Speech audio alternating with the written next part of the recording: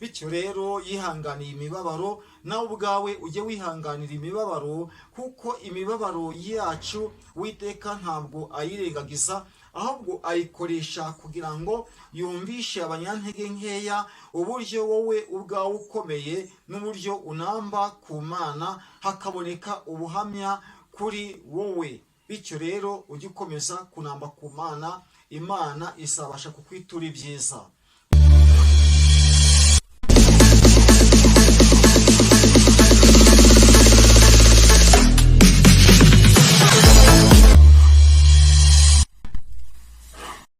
Inshuti bakundwa kandi inshuti bene data basuhukije mu izina rya Yesu Kristo umwami wacu.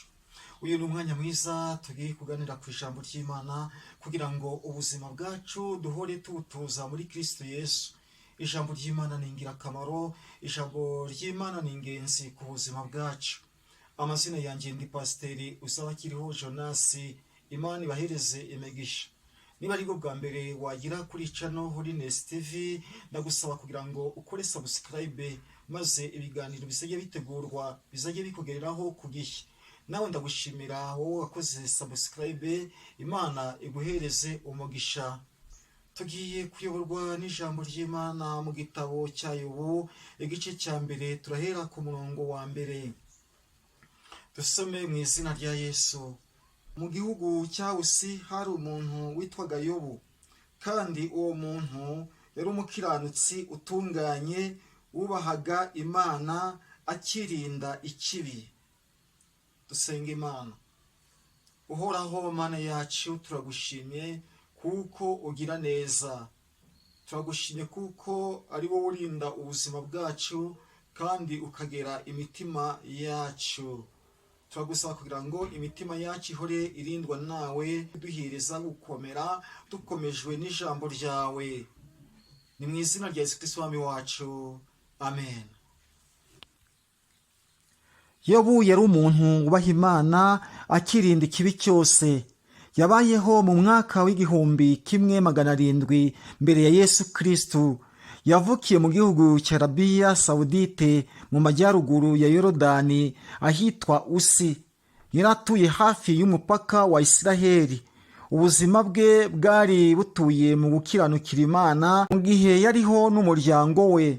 Nubwo yariho atunganiye Imana, ntabwo Satani yabyishimiye, kuko Satani yabonaga ko ubukiranutsi bwa Yobu bwaterwaga n'ubwinshi bw'ibintu atunze ndetse n'umuryango we.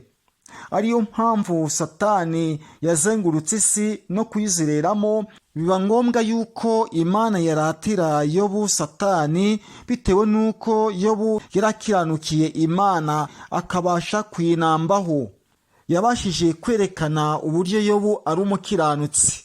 Aho hashaka kwerekana iki?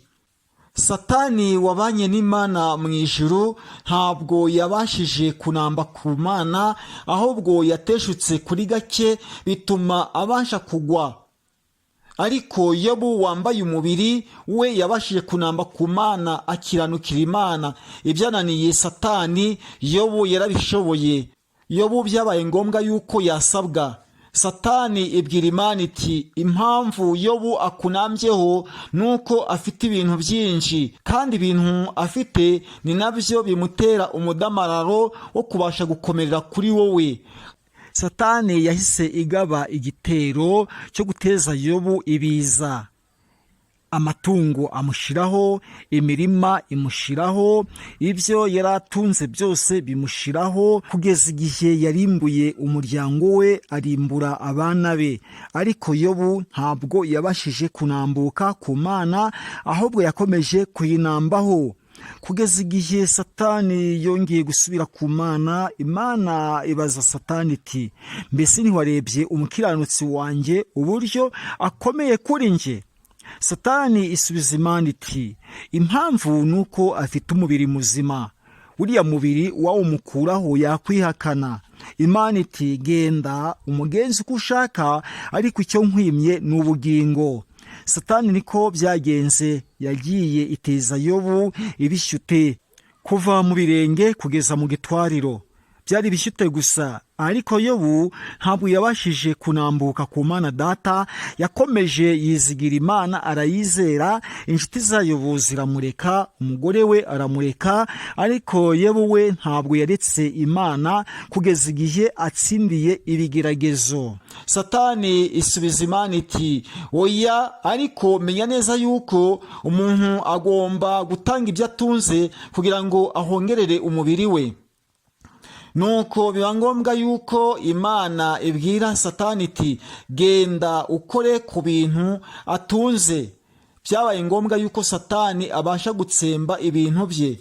Ariko Yobu yakomeje kunamba ku Mana, yakomeje kuzirikana ukuri, kuko ukuri kwari muri we ni nako kuri nyako, kandi ukuri kuzuye, bitewe nuko yarangije kwakira Imana, akabona aho imbaraga z'Imana zikomoka kuri yo, zikabasha gukomeza Yobu mu butungane bwe, mu rugendo yatangiye. Ntabwo rero yagombaga guteshuka ngo nuko ngo ibyo atunze byamuvuyeho, byamushizeho, cyangwa se umubiri we wabashije guhinduka akabarore. Satani rero nta handi yibanze usibye ku bintu Yobu yari atunze ndetse n'umubiri we, ariko nta kabuza. Ariko by'umwihariko siko byari bimeze, ahubwo gukiranuka kwe kwavuye ku mutima no kwakira Uwiteka Imana, akabasha kuyoboka ubuzima bwa Yobu n'umutima wa Yobu, bityo akabasha gukomerera mu Mana by'umwihariko. Burya rero iyo umuntu akiranutse, Imana iranezerwa. Iyo umuntu abashije gutura mu gakiza, agakiza kakaba muri we, ibyo byose bishimisha Imana. Nubwo bishimisha Imana, ariko Satani ararakara. Satani yumvaga yuko bizamuviramo kwihakana Imana. Siko byagenze. Byabaye ngombwa ko ageragezwa cyane. Ibyo afite byose aza kubimutsembaho, aza kubimuvanaho, ibintu n'abana be bose, kugeza igihe inshuti ze yari afite nazo zabashije kumuvaho, kugeza igihe inshuti yari afite nazo zabashije kugerageza kujya ziza kumushinyagurira. Iyo umuntu yari mu bibazo, ntawe utabasha kumwigera. Iyo umuntu yari mu bigeragezo, ntawe utabasha kumushinyagurira. Iyo umuntu yari mu bikomeye, abamwegera nibo bake, n'abamugira inshuti nibo bakeya. Ariko abagerageza bakabasha kumugira inshuti, cyangwa se bagakomeza ubucuti bwabo bari bafitanye, abo Imana irabashima kandi Imana irabakunda, nubwo bitakunda kuba cyane. Ariko ababyihanganira, abo nibo bana b'Imana. Byageze igihe umugore wa Yobu amujugunya, arigendera. Ariko Yobu yaharaniye ubutungane, aratsinda. Naho Satani we yaje gutsindwa. Yobu rero yarakomeye, akomejwe n'ubuntu bw'Imana. Ntabwo yarakomejwe na byinshi yaratunze, cyangwa se ngo aze gukomezwa nuko yari afite umuryango. Oya, umuryango wamuvuyeho, abana bamushiraho, ibyo yaratunze bimushiraho, ariko yanambye ku Mana kugeza igihe agereye ku ntsinzi. Akimara kugera ku ntsinzi, ubutungane bwe bubasha gukuza umurego, ntiyanambuka ku Mana. Nibwo umugore we yaje kugaruka mu rugo rwe. Inshuti za Yobu ziramugarukira kugeza igihe Yobu yazisabiye imbabazi ku Mana, biba na ngombwa yuko azitangira ibitambo. Aho rero niho bamwe mwa kino gihe bagera bakagwa.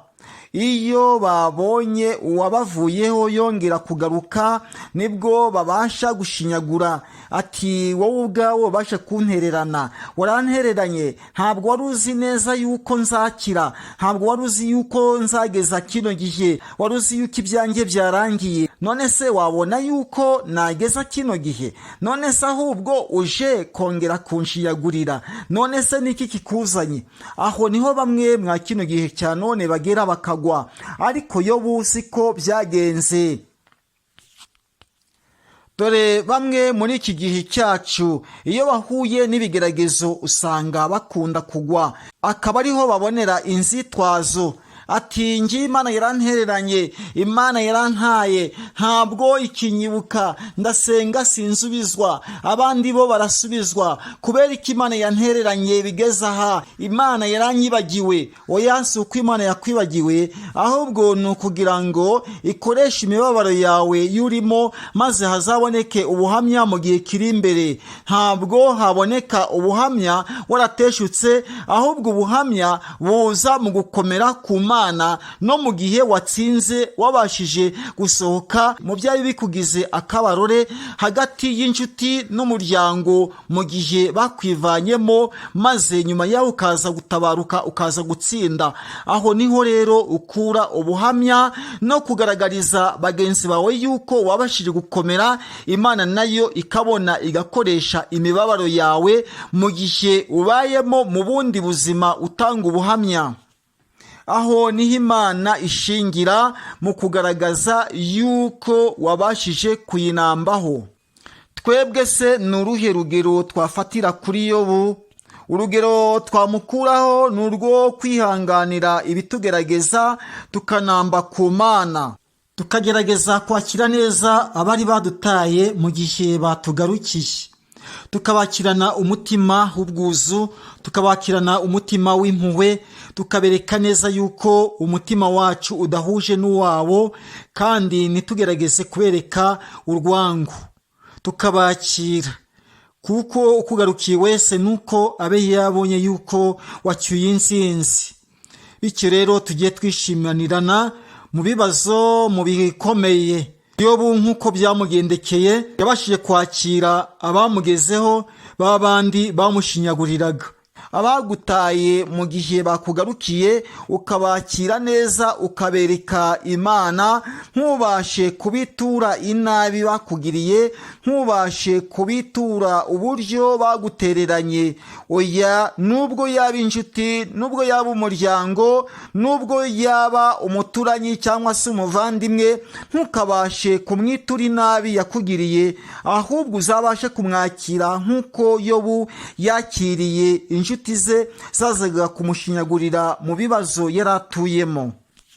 Inshuti bene data kandi inshuti bakundwa, Imana ibahe imbaraga zo kunesha. Tuzabona insinzi nidutabaruka, tuzabona gutsinda mu gihe tuzaba dusohotse muri bya bigeragezo, kandi Imana izabasha kutwishimira. Nimuze dukomere ku mwambaro w'agakiza twahawe. Umwambaro w'agakiza tuwikomezeho, umwambaro w'agakiza dukomeze tuwambare. Ibyo nibyo Uwiteka Imana ashaka. Haba mu bihe bibi wambare umwambaro w'agakiza, haba mu bihe byiza wambare umwambaro w'agakiza. Aho niho Uwiteka Imana izatwishimira. Ntukikuremo umwambaro w'agakiza ngo nuko wagezweho n'ibikomeye. Oya, wambare, komeza uwambare. Aho niho gutsinda gukomoka. Nimuze duhore dukiranukira Imana ubudasiba. Ntabwo Imana izadutererana. Ntitukinubire ibihe bigoye tuzaba tugezemo, kuko nta gihe kizaza kiruta ibyo Yobu yanyuzemo.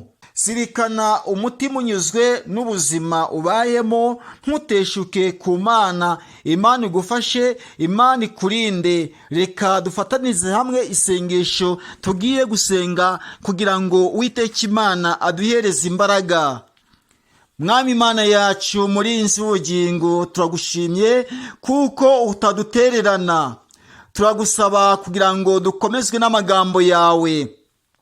Iri jambo twumvise rivuga ukukiranuka kwa Yobu, turagusaba kugira ngo tuvane kuri Yobu urugero rwiza, natwe ubwacu tugukomereho. Udukomeze, utubere umwami, kandi muri byose ujye uhora udusanga. Ujye uhora uduhereza imbaraga zo kunesha kugira ngo dukomerere mu buntu bwawe. Komeza intambwe z'ibirenge byacu, dushikamire mu rukundo rwawe. Ni mu izina rya Yesu Kristo Mwami wacu. Amen.